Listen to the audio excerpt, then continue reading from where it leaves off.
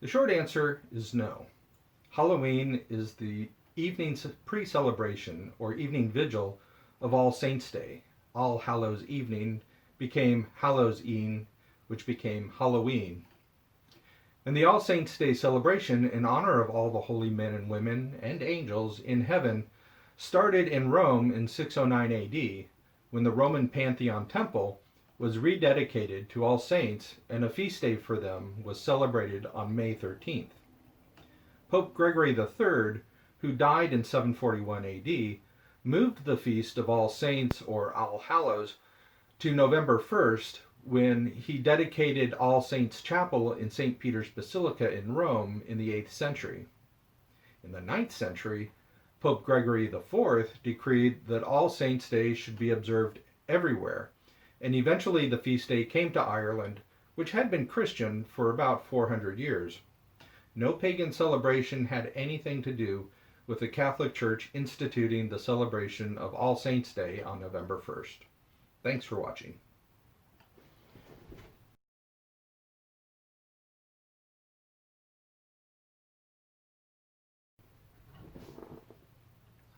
Well, the ancient Celts of Ireland and Britain did celebrate a minor festival called Samhain on October 31st for the end of the harvest, but they also had a festival on the last day of most other months of the year.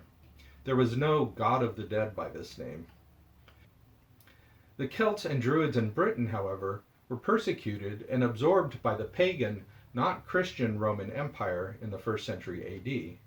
It wasn't until 300 years later that St. Patrick and others converted Ireland to Christianity from Roman Celtic paganism, starting in 431 AD. But Samhain was not a thing for those pagans by that time, and the Christians would not celebrate All Saints' Day, starting in Rome, for another 200 years. Samhain had nothing to do with the Catholic Church instituting the celebration of All Saints' Day on November 1st.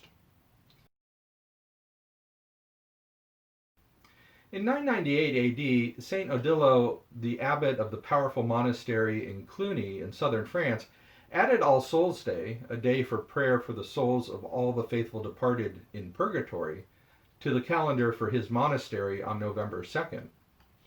Eventually, this spread from France to the rest of Europe. Sometime after the 10th century, Irish Catholic peasants apparently began to wonder if the Church had feast days for all those in heaven and all those in purgatory, what about those in hell? They seem to have thought that if the living didn't remember the souls in hell, they might get upset and cause trouble.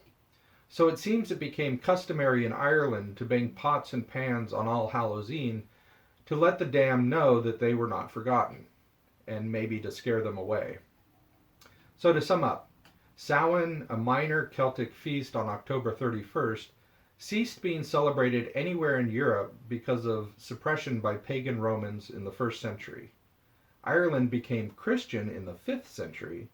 In Rome, All Saints' Day moved to November 1st in the 8th century, but All Saints' Eve did not have any special significance. All Souls' Day on November 2nd was added in the 10th century to pray for souls in purgatory, and in the 11th century the Irish invented the custom to remember the damned on October 31st by banging pots, but not wearing costumes. It was not until the 16th century or later in Protestant England that people tied the ancient pagan Celtic celebration of Samhain to the Catholic feasts of All Saints' Day and All Souls' Day.